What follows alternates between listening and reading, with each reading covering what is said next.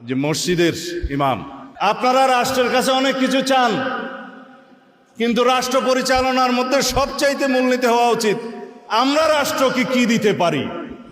বিএনপির স্থায়ী কমিটির সদস্য জনাব সালাউদ্দিন আহমদ সাহেব বলেছেন, আমরা সবাই রাষ্ট্রের কাছ থেকে দাবি দাওয়া পেশ করি, খুব স্বাভাবিক, কিন্তু রাষ্ট্রকে আমাদের দেওয়ার চেষ্টা করা দরকার।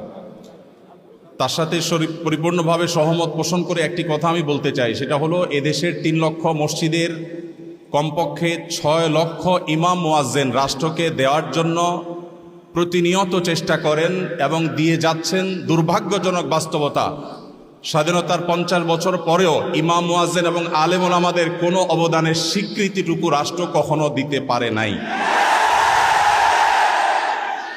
আজও বাংলাদেশের চেহারাকে যদি পরিবর্তন করে দিতে হয়, আজও বাংলাদেশকে যদি স্বনির্ভর করতে হয়, আজও বাংলাদেশের পরিবেশ সচেতনতা সৃষ্টি করে যদি সাফল্য অর্জন করতে হয়, পরিবেশ বিপর্যয় যদি রোধ করতে হয়, যে কোনো দুর্যোগ মোকাবেলা যদি সফলভাবে করতে হয়, দেশের শুধু মসজিদগুলোকে ইমাম মুয়াজ্জিনদেরকে যদি রাষ্ট্র অন করে, ইমাম মুয়াজ্জিনদেরকে যদি সে সুযোগ দেয়, তাদেরকে যদি অন্তত কাজ করবার পরিবেশটা করে দেয়, আমার বিশ্বাস বাংলাদেশের চেহারা পরিবর্তন করতে আর কোনো কিছুর তেমন বেশি প্রয়োজন হবে না।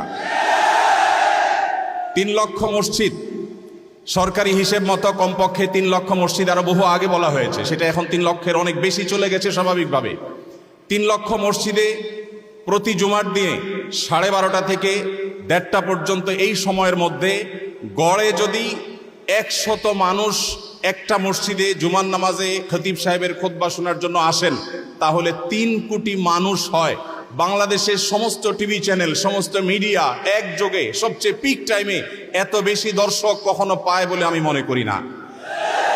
এবং সারা সপ্তাহের সবচাইতে মূল্যবান সময় বৃহস্পতিবার রাতে, শুক্রবার অফিস নেই, স্কুল কলেজ নেই, মাদ্রাসা নেই, সবাই ফ্রেশ একটা ঘুম দিয়ে, সপ্তাহের সবচাইতে ভালো গোসলটা দিয়ে, সবচেয়ে ভালো নাস্তাটা করে, সবচেয়ে সুন্দর পোশাকটা পরে, সবচেয়ে ভালো আতর পারফিউম ব্যবহার করে, সবচেয়ে মূল্যবান সময়টা খতিব সাহেবদের সামনে গিয়ে দোজানো হয়ে বসে। পৃথিবীর অন্য কোনো কৃষ্টি কালচার, কোনো সিস্টেমে একসাথে একটা দেশের 3 কোটি মানুষকে অ্যাড্রেস করার এই সুযোগ ইমাম সাহেব খতিব সাহেবরা ছাড়ার কারোর হাতে নেই। ইমাম সাহেবরা যদি চান, তাদেরকে যদি রাষ্ট্র আসলে সুযোগ দেয়, তাহলে সেক্ষেত্রে তারা অনেক কিছু করতে পারেন। ইতিমধ্যে আমরা দেখেছি, রোহিঙ্গা শরণার্থীরা যখন আমাদের দেশে আশ্রয় নিয়েছে, সবার আগে ঝাঁপিয়ে পড়েছেন এদেশে ওলামা একরাম। প্রতিটা দুর্যোগে ওলামা একরাম যে ঝাঁপিয়ে পড়েন, সেটা নিঃস্বার্থভাবে হয়, স্বার্থহীনভাবে হয়। আমার উদাত্ত আহ্বান যে আগামীর বাংলাদেশে এদেশের মসজিদগুলোকে, আলেম ওলামাদেরকে যেন রাষ্ট্র অন করে, তাদেরকে কাজের সুযোগ দেওয়া হয়। কোনো বেতন ভাতার সুবিধা দেওয়া, এটা আসলে দয়া দাক্ষিণ্যের বিষয় নয়।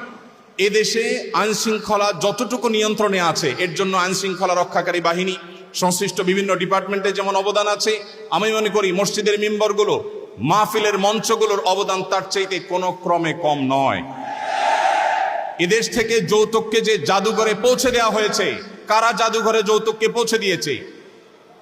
এদেশে যৌতুকের অভিশাপ থেকে মুক্ত করার সবচেয়ে বড় ক্রেডিট একমাত্র ওলামা একরামের। এখনো কোন মসজিদের মিম্বর থেকে, কোন মাহফিলের মঞ্চ থেকে মানুষকে চুরি করতে, দুর্নীতি করতে, ডাকাতি করতে, মাদকাসক্ত হতে, কোনো খারাপ কাজের প্রতি আহ্বান করা হয় না। এই সমস্ত মঞ্চগুলো থেকে বহু মানুষ খারাপ পথ থেকে ফিরে আসে। আমরা যদি একটা সৎ, দক্ষ এবং ভালো নাগরিক গড়ে তুলতে চাই, তাহলে সেক্ষেত্রে মসজিদগুলোকে আমাদের অন করতে হবে। আমি বিশ্বাস করি আগামীর বাংলাদেশে সেটি হবে, আমরা সবাই সেটি প্রত্যাশাও করি। আমরা মসজিদ কেন্দ্রিক যে সমস্ত ব্যবস্থাপনা করা যায়, পরিবেশ সুরক্ষা, পরিচ্ছন্নতা অভিযান, দারিদ্র্য বিমোচন, স্কিল ডেভেলপমেন্টমূলক বহুমুখী কার্যক্রম আমরা সম্পন্ন করতে পারি। আমি সালাউদ্দিন ভাইয়ের সাথে পরিপূর্ণ একমত। শুধুমাত্র রাষ্ট্রের কাছ থেকে নেওয়ার ব্যাপার না, আমাদেরকে দেওয়ার চেষ্টা করতে হবে, এবং আমার বিশ্বাস ওলামা একরাম সেটা করতে চান, কিন্তু তাদেরকে সেই সুযোগটা দেওয়া হয় না। এদেশের আলেমদের কোন অবদানকে আজ 50 বছরের মধ্যে স্বীকৃতি দেওয়া হয়েছে আমি জানতে চাই। দুর্ভাগ্যজনক বাস্তবতা, সেটি আসলে হয়নি।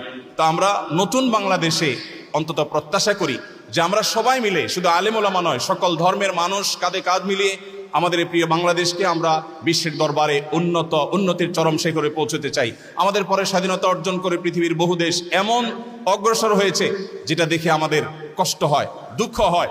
আজকে ভূমিকম্পের যে ভয়াবহতা নিয়ে প্রত্যেকটা মানুষ আতঙ্কে দিন পার করছে, কি হয়েছে এদেশে একটি মানুষের জীবন নিরাপদ করবার জন্য যথাযথ ব্যবস্থাটুকু পর্যন্ত আমরা নিতে পারিনি। আমি আশা করি আগামীর বাংলাদেশে যারাই আসবেন আমরা প্রত্যেকে এই ব্যাপারগুলোতে সচেতন থাকব। আমরা দোয়া করি আল্লাহ রাব্বুল আলামিন আমাদের রাজনৈতিক নেতৃত্বকে সেরকম শক্তি, সামর্থ্য, মানসিকতা সবকিছু দান করেন। ওলামায়ে কেরামের মূল্য যদি কোনো জাতি দিতে না পারে তাদের চেয়ে বড় দুর্ভাগা আর কেউ হতে পারে না। আমি প্রায় সময় বলি এই দেশকে যদি নিরলসভাবে, নিঃস্বার্থভাবে কোনো মানুষ ভালোবাসে, ওলামায়ে কেরাম হলেন সেই মানুষগুলো। অনেকে আছেন যাদেরকে হয়তো পার্শ্ববর্তী দেশ গ্রহণ করবে, অনেকে হয়তো আমেরিকা গ্রহণ করবে। ওলামায়ে কেরাম তাদের জায়গা এই দেশ, এই মাটি, ইনশাআল্লাহ তাআলা। তো আমি আশা করছি মসজিদে ওলামায়ে কেরাম নির্বিঘ্নে তাদের দায়িত্ব পালন করবেন। আলেমদেরও দায়িত্বশীলতার জায়গা আছে, আলেমরা যথেষ্ট দায়িত্বশীলতার সাথে আমাদের দায়িত্বগুলো পালন করতে হবে। রাষ্ট্রকে এগিয়ে নিয়ে যাওয়ার পিছনে আমাদের ভূমিকা পালন করতে হবে, ঐক্যবদ্ধভাবে কাজ করতে হবে। সেই সাথে রাষ্ট্র আলেমদেরকে ওন করতে হবে, আপন করতে হবে, সেই সুযোগ দিতে হবে, সেই স্বীকৃতি দিতে হবে। আমি আশা করছি আগামীর বাংলাদেশে এই জিনিসটি হবে। আমাদের সবাইকে আল্লাহ তাআলা সেই তৌফিক দান করুন। জাযাকুমুল্লাহ খায়রা। আসসালামু আলাইকুম ওয়া রাহমাতুল্লাহি ওয়া বারাকাতুহু।